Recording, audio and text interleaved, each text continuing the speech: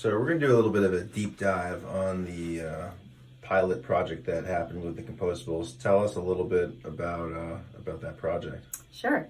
Once we realized the issue with compostables and the fact that we lacked infrastructure in our community to effectively break those down into compost, we decided to embark on a pilot project with a couple of key community partners, including Addison County Solid Waste Management District, Vermont Natural Ag Products, and Casellas. And the idea was that Casellas would pick up compostables from the co-op and transport them to Vermont Natural Ag Products compost heaps at Foster Brothers Farm, where ideally they would break down into compost in their very high heat piles. We knew from the onset that would be an experiment, that there were some big questions to be answered. Whether their equipment could handle our materials being added, whether the chemistry of their compost heaps could handle all that additional carbon, and whether or not we could keep it clean enough or free from contamination so that it would actually result in compost at the end. And ultimately that last piece ended up being the thing we couldn't overcome. Okay, the last piece being what? Contamination. What does that mean? So meaning that Vermont Natural Ag Products needs to be able to sell their compost at the end of the day. It's a consumer What is product. Vermont Natural Ag Products? Okay, so they are an organization that partners with Casella to turn collected food waste and ideally compostable containers into compost that they can then sell to farmers, gardeners, for retail sale. They're like the middleman. I know people don't like to use that, but let's say third party. Sure. Okay. And we're a necessary piece of it because they do have high heat compost piles because they're processing animal manure that is able to have enough moisture and high heat to help these things break down effectively. Is that the key? I think so. That's my understanding, but there's probably more to it than that. People just don't want to say. They don't want to say manure. Yeah, they don't want to say manure. Nobody wants to talk about manure, do they?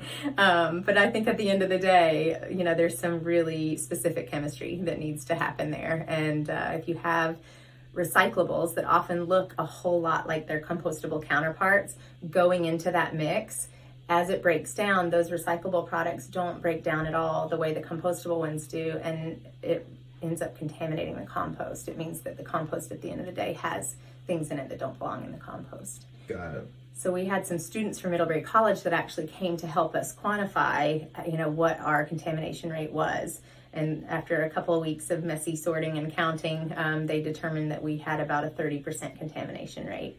And despite our best efforts at educating and having really clear signage about what was supposed to go into those bins where we were collecting the compostables, I think a lot of it is that often compostables and their recyclable counterparts look almost identical, and they're not always labeled very clearly. And so even really well-intentioned people who wanted to see the program work were finding themselves inadvertently throwing recyclable products into that compost bin. So what about this one? Same thing. So this is compostable, but it looks recyclable. And nowhere on there does it say either. There's some really faint writing in the center. There's something that looks a little bit like the chasing arrows, which might make you think it's recyclable. And there's a brand name in there, World Centric, but it doesn't say anything about compostable or recyclable. So if you're a consumer and you're trying to figure out what to do with this, I can see why people are confused. What about this? This says compostable on it, but it looks like it's plastic. What do you do with that? So same thing. This has to go in the trash, but it looks a heck of a lot like a recyclable product. It's got green. It's same brand, World Centric. Thankfully, this one is pretty clear in its instructions. It says certified compostable in a commercial compostable facility. So you might need some magnification in order to see it, but it is there. And so if you're a person who's trying really hard to make sure these end up in the right place and you're reading that fine print, then you can get this into the trash. Sounds like it's impossible to figure out what a commercial commercial composting facility is. So what you guys did, that pilot was essentially a commercial one, right? It was, I'm not an expert on that, but I can say that it was generating significant enough heat to effectively break down the products that were labeled as compostable. Okay. But we had too many other things in the mix. Even though we were trying really hard to collect only the compostables, Someone might throw in a compostable coffee cup, but maybe the lid on it was plastic. And they're chucking the whole thing in the bin because they're like, well, it's compostable and it goes in. But if the lid on top was plastic, then that's going to be a problem. They're not going to be able to turn that into compost, and it's going to contaminate the whole batch. Sounds like the problem you had with a program you guys did was a contamination issue. Like people were throwing things that weren't supposed to go in there, and that made the compost unusable, or at least not desirable enough. Sure, yeah. And then there's the issue of the, chemical additives and things that are in some of this packaging that people may or may not want in their compost, things like PFAS.